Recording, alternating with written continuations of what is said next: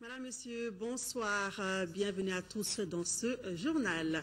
Sa Majesté Mohamed VI, roi du Maroc, est arrivé en fin d'après-midi à Bamako pour une visite d'État de 5 jours. Il a été accueilli à l'aéroport Bamako-Sénou par le président de la République, Ibrahim Boubacar Keïta, avec tous les honneurs dus à son rang.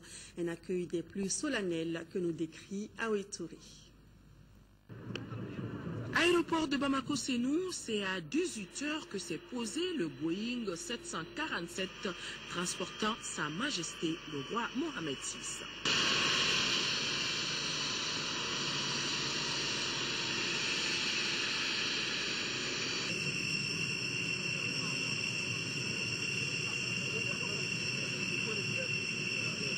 Accueilli par le président Ibrahim Boubacar Keïta avec tous les honneurs dus à son rang, les 21 coups de canon,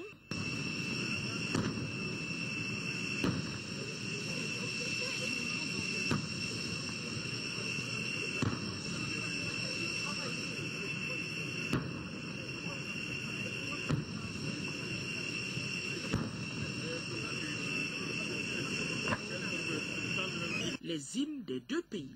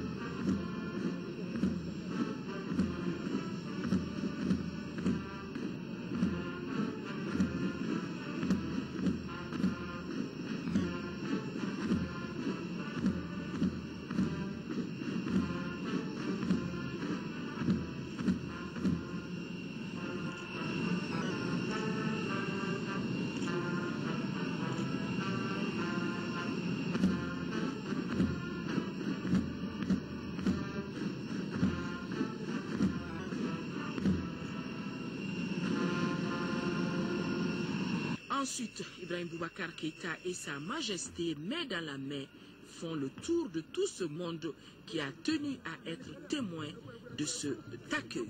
Un homme d'État, Sa Majesté, le commandeur des croyants, qui vient au Mali, qui nous apporte cette ferveur islamique dont nous avons besoin, une ferveur des plus tolérantes, c'est-à-dire un islam moderne, modéré, du juste milieu, et aussi de tout ce qu'il apporte comme convention, comme acte, pour participer au développement, et ça vous le savez, et on le verra, les conventions signées, etc. Mais surtout pour ce qu'il a déjà fait, et qui est première en Afrique et sinon dans le monde. Après un bref et premier tête-à-tête au salon d'honneur, le roi pouvait prendre la direction de sa résidence. Nous rappelons que c'est la deuxième visite de Sa Majesté le roi Mohamed VI au Mali en moins de 6 mois. Et les Maliens ont réservé à Sa Majesté un accueil populaire. Ils sont sortis très nombreux pour souhaiter la bienvenue au roi Mohamed VI. L'ambiance de l'aéroport à la résidence du roi, c'est avec Ibrahima Traoré.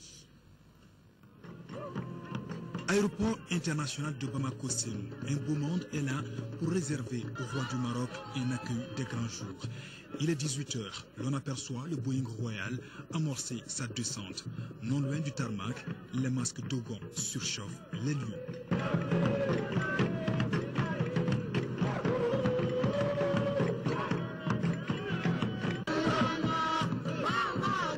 À côté du ces masques Dogon se côtoient les drapeaux maliens et marocains.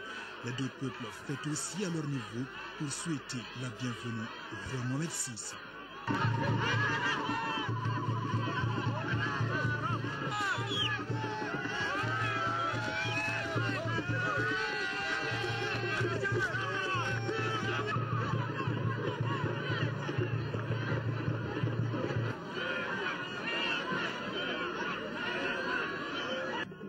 Après l'aéroport, direction le centre-ville. À bord d'un véhicule décapotable, les deux chefs d'État ont eu droit à un véritable bain de foule. Une foule sortie depuis 14 heures pour saluer l'excellente relation entre le Mali et le Royaume du Maroc.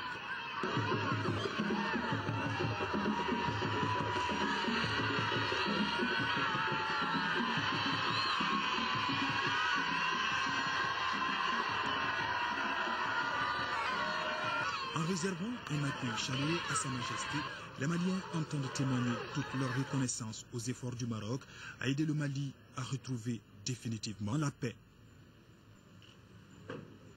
Voilà, c'était là donc en image l'accueil populaire réservé à Sa Majesté Mohamed VI, roi du Maroc, qui entame à partir de ce mardi une visite de 5 jours dans notre pays.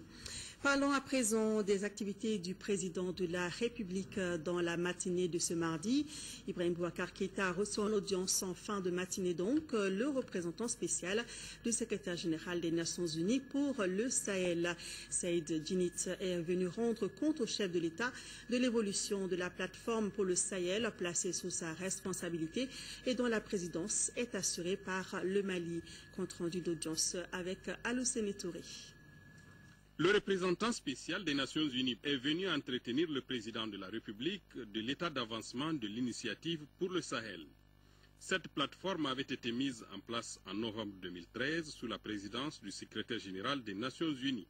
Fort heureusement, notre pays en assure la présidence. Nous aurons une réunion dans les prochains jours ici à Bamako, le 21, de nos équipes respectives, Nations Unies, Union africaine et Mali, pour finaliser les termes de référence de ce groupe technique qui va porter l'initiative Sahel.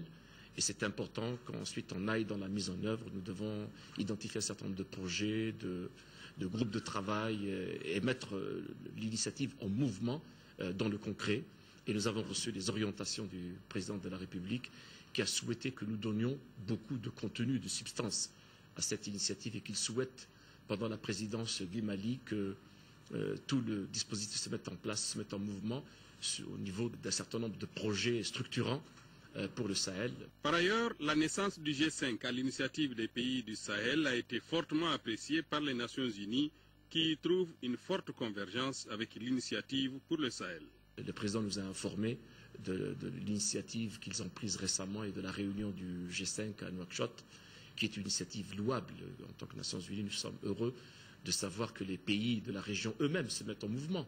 Et évidemment, le destin du Sahel sera forgé par les peuples et les leaders du Sahel, il n'y a pas de doute. Les Nations Unies et la communauté internationale sont là en soutien et en encouragement des efforts de la région.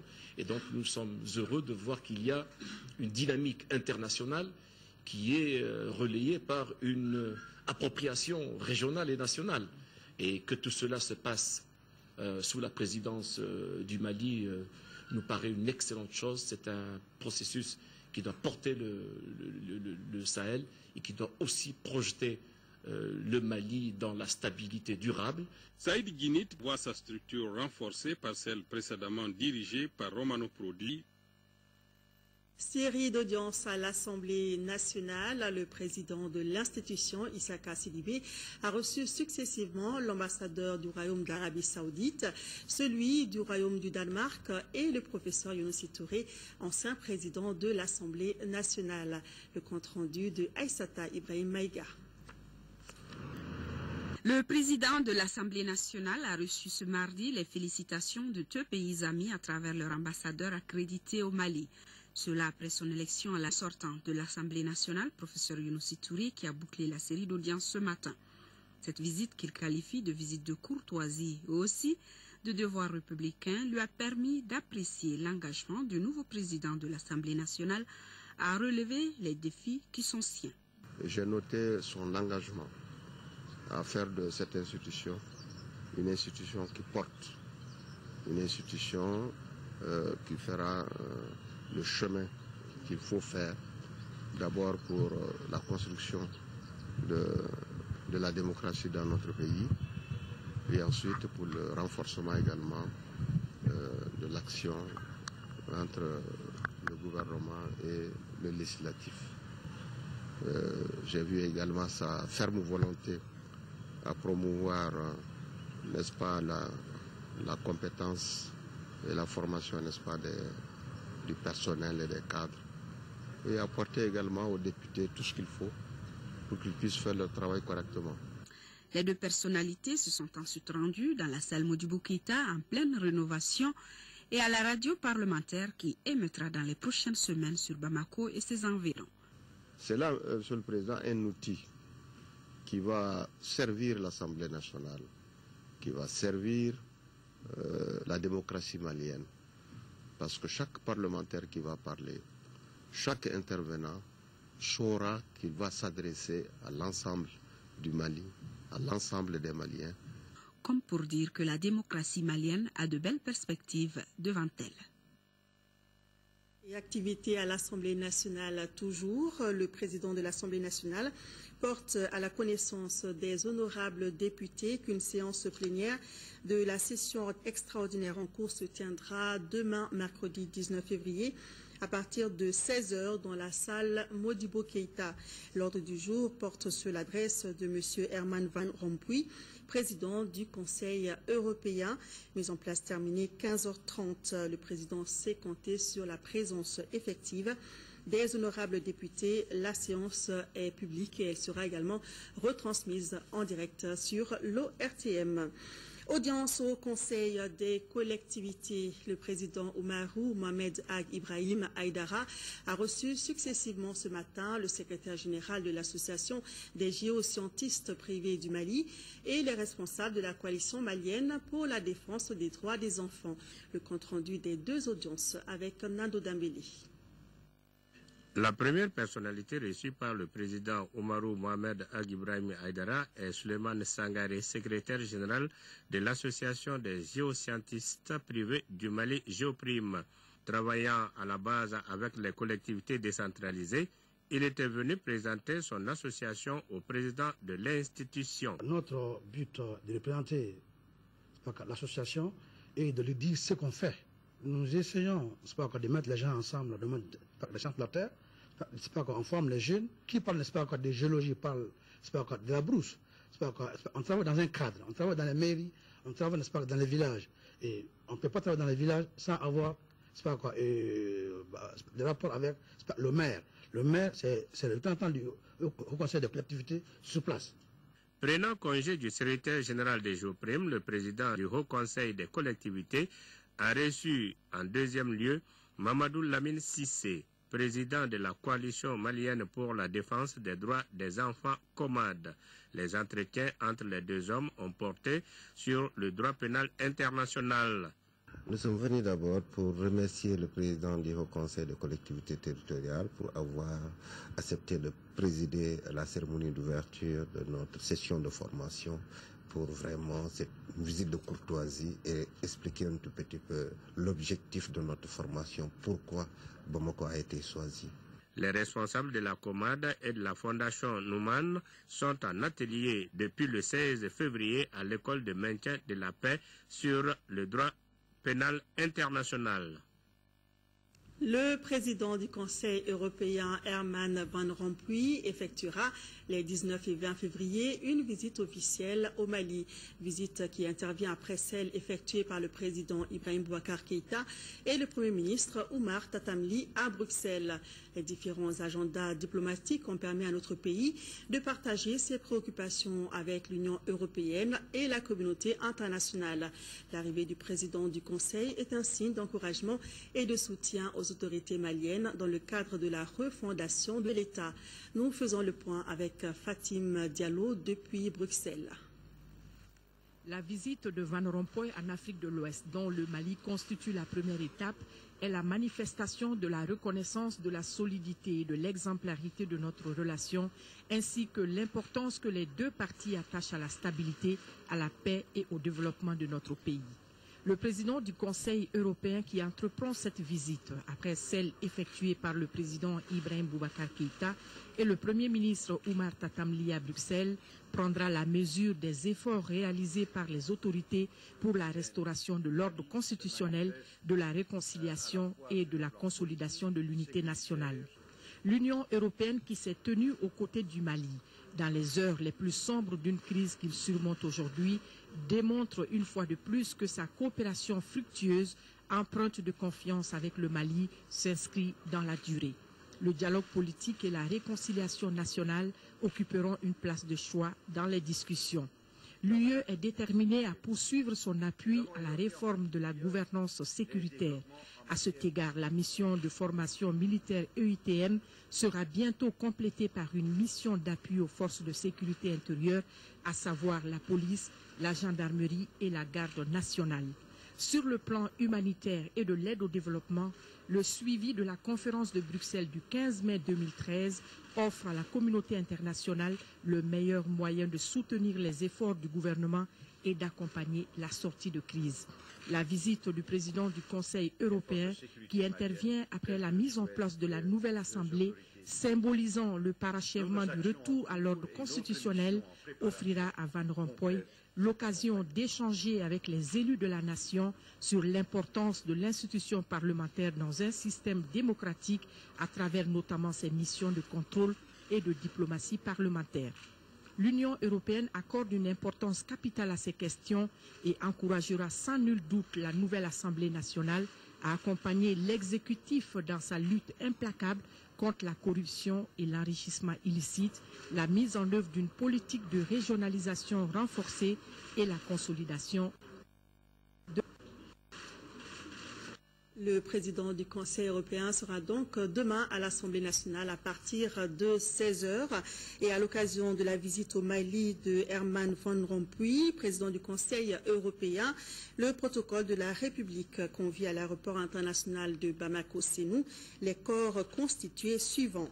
Le Premier ministre, le président de l'Assemblée nationale, les membres du gouvernement, le ministre secrétaire général de la présidence de la République, le ministre directeur de cabinet de la présidence de la République, le président de la Cour suprême, le président de la Cour constitutionnelle, le président du Haut Conseil des collectivités, le président du Conseil économique, social et culturel, le médiateur de la République, le vérificateur général, le secrétaire général du ministère des Affaires étrangères et de la coopération internationale, les ambassadeurs accrédités au Mali, le gouverneur du district de Bamako et le maire du district de Bamako, demain mercredi 19 février 2014 à 11h30.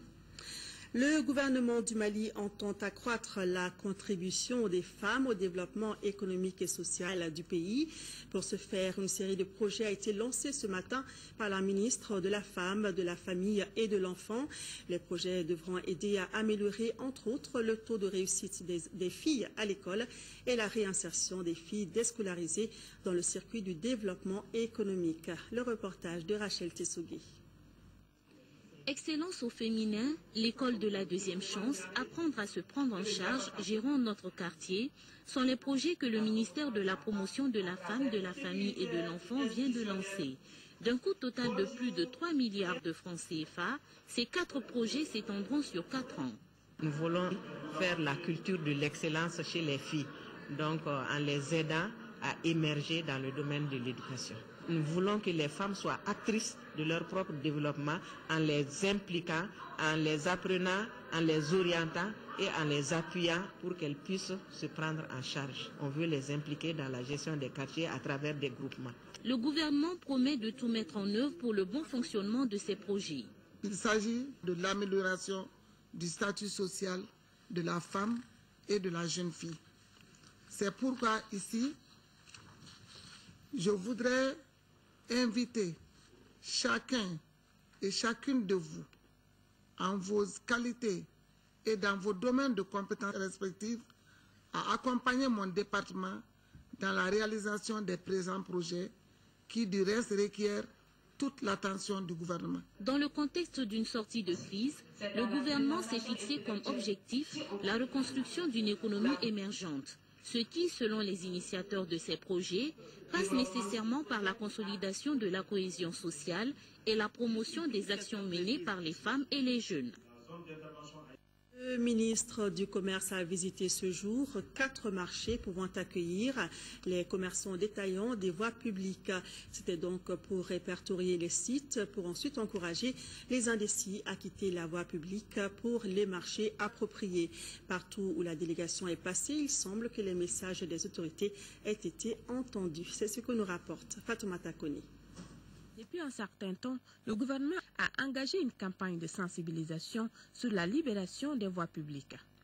Pour ce faire, le ministère du Commerce est à pied d'œuvre pour tout simplement encourager les commerçants détaillants à aller vers des sites appropriés pour leur activité commerciale.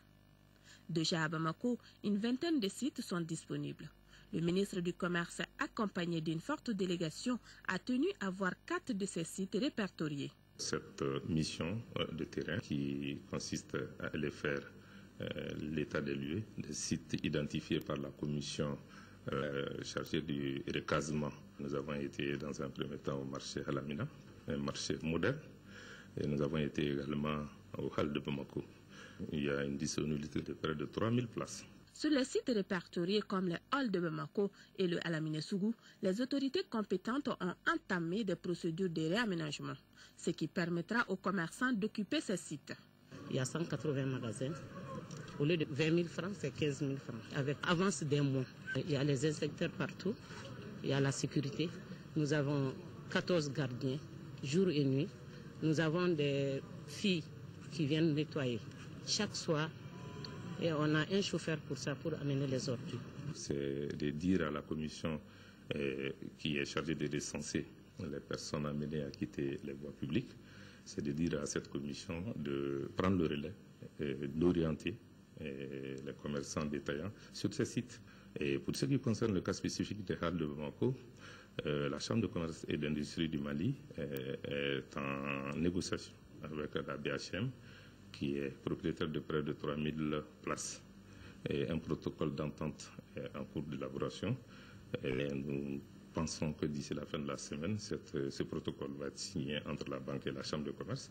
Protocole qui va certainement permettre à la Chambre de commerce d'acquérir ces 3000 places auprès de la BHM pour ensuite les mettre à la disposition des commerçants détaillants. Le 3 mars est la date butoir pour le déguerpissement des occupants anarchiques des voies publiques.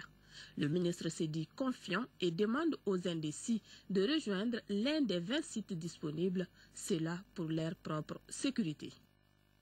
Journée d'information et de sensibilisation pour faciliter le commerce frontalier. Il s'agit d'informer et d'impliquer le secteur privé pour un développement rationnel du tissu économique.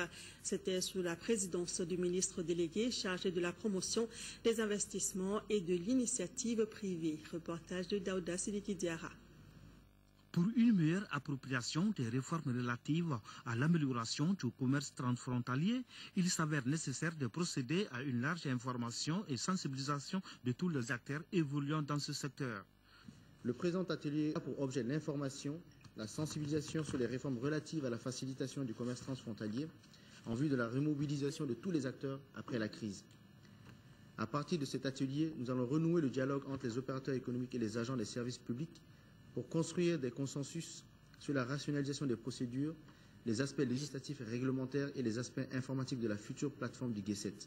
Selon les rapports de Doing Business 2014, le Mali, malgré sa continentalité, est le premier pays de l'Union économique monétaire ouest-africaine qui a amélioré les indices du commerce transfrontalier entre 2009 et 2014. Vous mesurez ainsi toute l'importance de la simplification des procédures de transit. Vous mesurez également l'importance du guichet unique électronique du commerce extérieur et des transports, dont le but premier est de réunir autour d'une même plateforme électronique tous les acteurs et ainsi fluidifier les procédures de pré-dédouanement, de dédouanement, de transport, de paiement des taxes et redevances, de suivi des dossiers et des trajectoires des convois de transport. Au cours des 2 jours de travaux, les participants auront droit, entre autres, à un exposé sur le projet de guichet unique électronique du commerce extérieur, à la présentation des actions de réforme en matière de simplification. Il sera également question de la modernisation des procédures de facilitation des réformes pour l'amélioration du climat des affaires.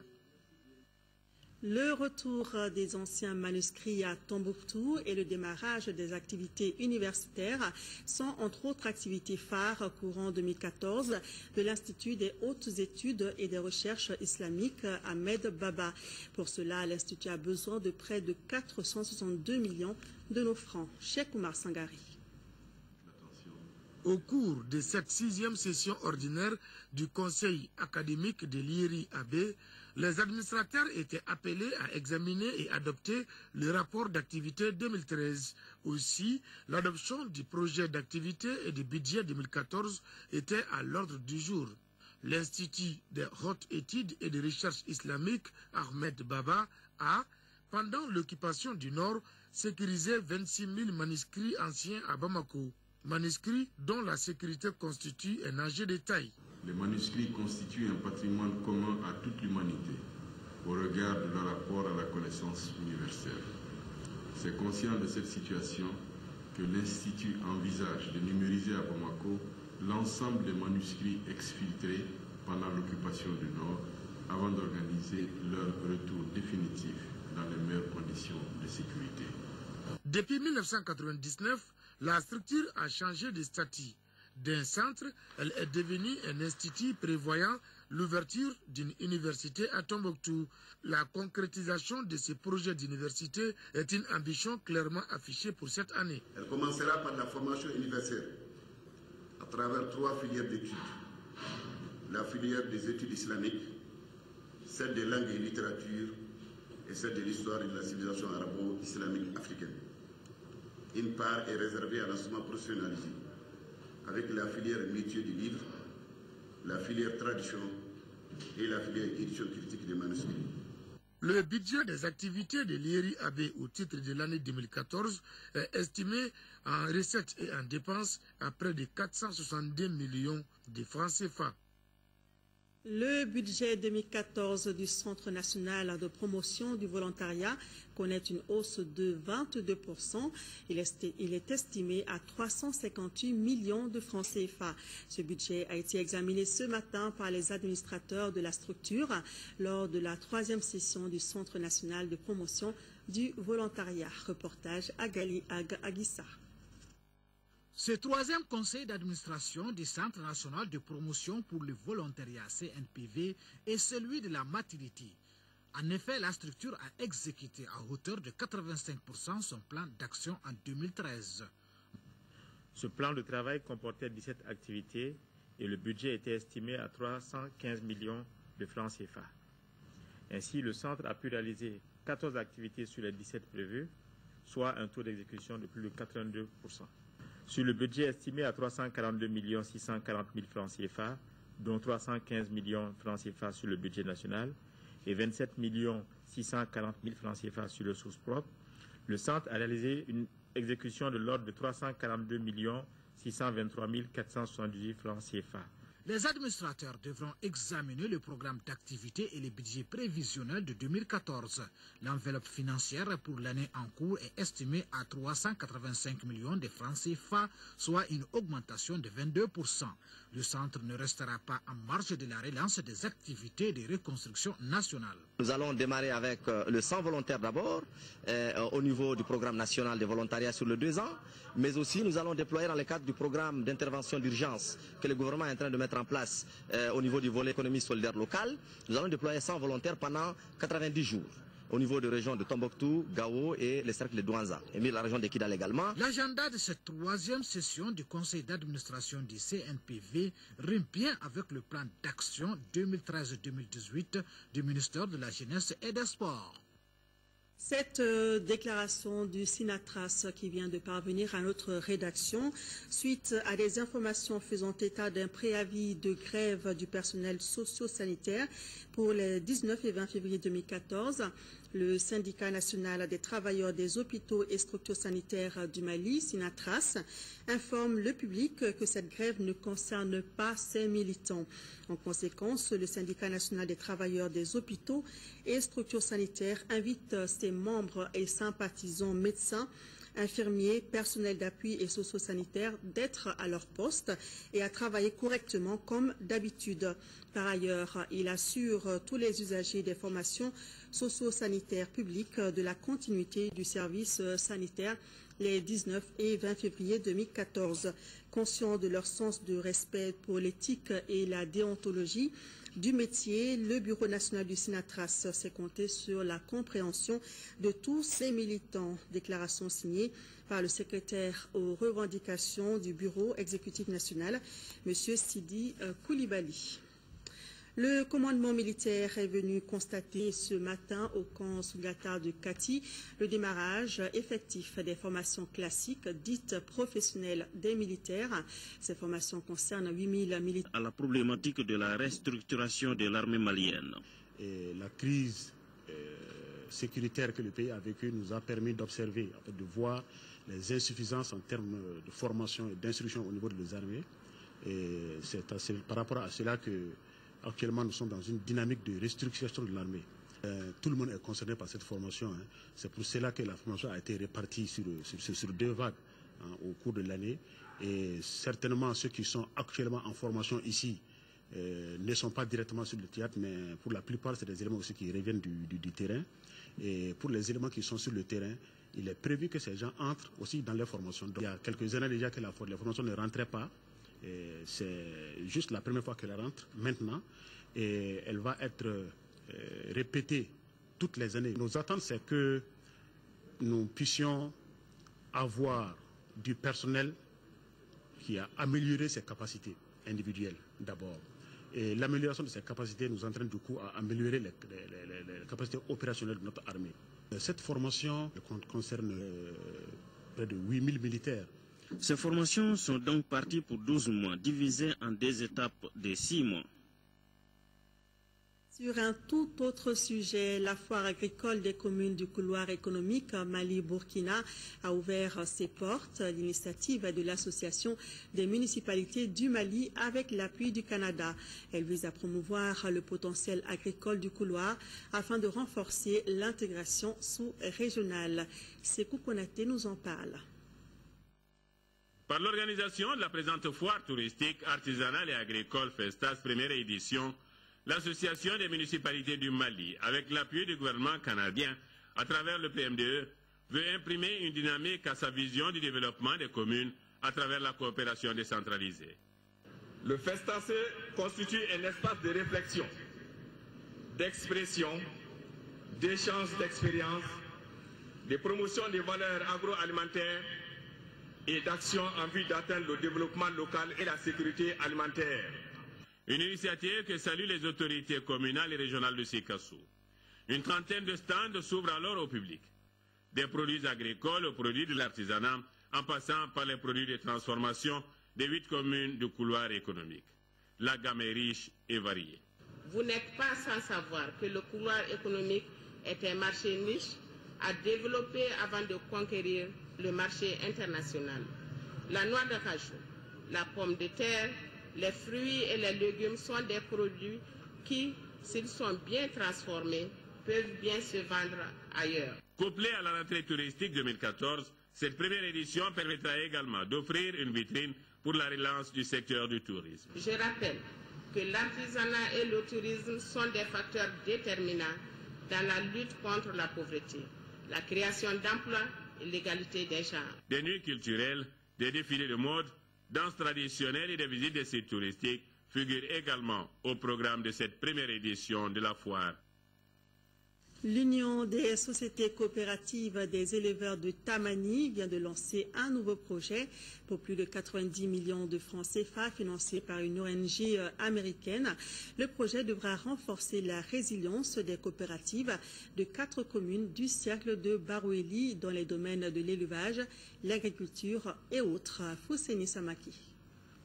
Le projet Résilience Plus de l'Union des sociétés coopératives des éleveurs de Tamani d'une durée de 3 ans est financé par l'ONG américaine Lutheran World Relief de Baltimore pour un coût total de 91 883 430 francs CFA. Il vise à renforcer la résilience des populations de 20 coopératives des communes de Tamani, Boadier, Bougoufié et Somo dans l'ex-arrondissement de Tamani. Les 1128 membres des sociétés coopératives, dont 488 femmes, bénéficieront d'accompagnement organisationnel dans les domaines de l'embauche bovine en faveur des femmes, la production végétale et autres diversifications des sources de revenus.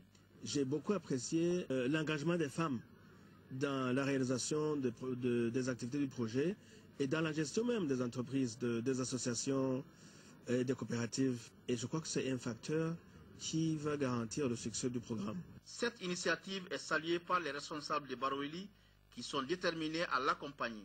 Force est de reconnaître que le financement de LWR en faveur des membres de l'Union s'inscrivent harmonieusement dans les orientations stratégiques de développement prônées par le gouvernement malien et axées sur le développement des filières agricoles, les changements climatiques et les mesures d'urgence, toutes choses qui soutiennent le développement humain durable. Auparavant, la délégation avait visité les réalisations de la coopérative d'embauche de Bougoufié-Ouéré dans la commune de Bougoufié. Le projet Résilience Plus est sous-régional et vise à renforcer la résilience des populations démunies, vulnérables et fragilisées touchées par la crise alimentaire au Mali, au Burkina Faso et au Niger. En 5e région, les femmes de la coopérative Sabounyouma 2 de Kanafa-Djéné viennent de bénéficier d'équipements agricoles. Ce don de plus de 8 millions de francs CFA a été rendu possible grâce au projet d'appui aux producteurs agricoles sur financement de l'Union européenne et ses partenaires. Mahamar Ibrahim Touré. Cette cérémonie de distribution d'équipements et de produits maraîchers est organisée par la coopérative Sabounyouma 2 Kanafa-Djéné sur cofinancement de l'Union européenne et ses partenaires pour un coût de plus de 8 millions de francs CFA. Le projet d'appui aux producteurs maraîchers rentre dans le cadre du programme d'appui aux organisations de la société civile dans sa phase 2. Ces matériels et équipements sont, entre autres, 1200 mètres de clôture métallique pour 3 hectares, pompes solaires et ses accessoires, 5 charrettes avec âne, 10 brouettes, 5 accessoires, 67 arrosoirs. Ce lot de matériel agricole servira à améliorer le savoir-faire des bénéficiaires. Lot de matériel qui leur permettra avec certitude d'accroître leur production, d'améliorer leur productivité, par conséquent d'augmenter leur rendement, et tout ceci pour atteindre l'objectif principal de leur association, c'est-à-dire l'amélioration de leurs conditions de vie et d'existence. Les 99 femmes que compte la coopérative rassurent les donateurs que bon usage sera fait du matériel d'équipement. L'école fondamentale de Gabou-Kopela dans la commune rurale de Kouloune, c'est en première région, voit ses capacités renforcées avec l'acquisition de 6 nouvelles salles de classe. Coût de réalisation 51 millions de francs CFA. Les classes ont été inaugurées samedi dernier. Reportage de Moriba Keita. Ce bâtiment flambant neuf composé de 6 salles de classe, 3 latrines et une direction est l'œuvre des migrants pour un coût total de 51 millions de francs CFA qui vient s'ajouter à 3 autres salles de classe construites en 1997 par ces mêmes migrants. S'agissant de l'école fondamentale de Gabou-Gopela, elle fut créée en 1997 par l'État malien selon sa politique éducative de l'époque, un village, une école. Cette école comptait au départ 3 salles de classe pour 6 niveaux d'études. Le manque de salles de classe, d'enseignants et le système de double vacation rendent les conditions d'études plus difficiles. Malgré les sublimes dévouements que vous avez accomplis au grand bonheur de nos enfants, il est amer de constater que la fréquentation à l'école de Gabou-Gopela n'est pas à hauteur de souhait. Elle ne fait pas du tout valoir les sacrifices que vous avez accomplis. C'est la raison pour laquelle je voudrais bien que vous orientez vos efforts vers la sensibilisation de votre communauté afin de parvenir à une bonne fréquentation des élèves et leur maintien dans le système. Le village de Gabou-Gopela a honoré le fondateur de cette école, Feu Foussénissi, en donnant son nom à l'établissement. Fousséni a été de tout le temps un monsieur qui a voulu que l'enseignement, la culture soit un moyen pour nos populations de sortir de la pauvreté. Quant au maire de la commune rurale de Kouloum, Assamadi Diallo, il a salué les migrants et les a encouragés à continuer sur cette lancée. Cérémonie de passation de service ce matin entre le gouverneur entrant et sortant de la région de Gao. Désormais, c'est Amadou Baba Sidibé, administrateur civil, qui remplace le général de brigade Mamadou Adama Diallo au poste de gouverneur de la 7e région. Devant les chefs de l'opération Serval, de la MINUSMA, les chefs des services régionaux, les notabilités, les élus et les responsables des associations de jeunes et de femmes, le général de brigade a salué les services rendus par la population de Gao pour une sortie de crise. Quant au nouveau gouverneur, il se dit fier d'avoir été nommé par les hautes autorités du Mali. Son principal objectif sera de servir en travaillant avec toutes les sensibilités de la région, surtout dans le cadre du retour de l'administration et la réconciliation. Et puis nous revenons sur cet avis à l'occasion de la visite au Mali du président du Conseil européen. Le protocole de la République convie à l'aéroport international de Bamako-Sénou les corps constitués suivants: le Premier ministre, le président de l'Assemblée nationale, les membres du gouvernement, le ministre secrétaire général de la présidence de la République, le ministre directeur de cabinet de la présidence de la République, le président de la Cour suprême, le président de la Cour constitutionnelle, le président du Haut Conseil des collectivités, le président du Conseil économique, social et culturel, le médiateur de la République, le vérificateur général, le secrétaire général du ministère des Affaires étrangères et de la coopération internationale, les ambassadeurs accrédités au Mali, le gouverneur du district de Bamako, le maire du district de Bamako, demain, mercredi 19 février, à 11h30. Et puis, sachez que le président du Conseil européen sera à l'Assemblée nationale demain dans l'après-midi. Donc, mise en place terminée à 15h30.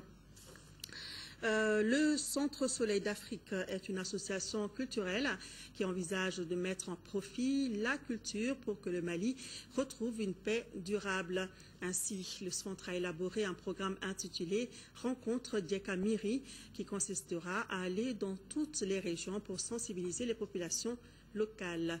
Le lancement des activités s'est déroulé dans le 10 centres suivi par Al-Jumatina. Les acteurs culturels du secteur privé multiplient les initiatives pour renforcer davantage la cohésion sociale.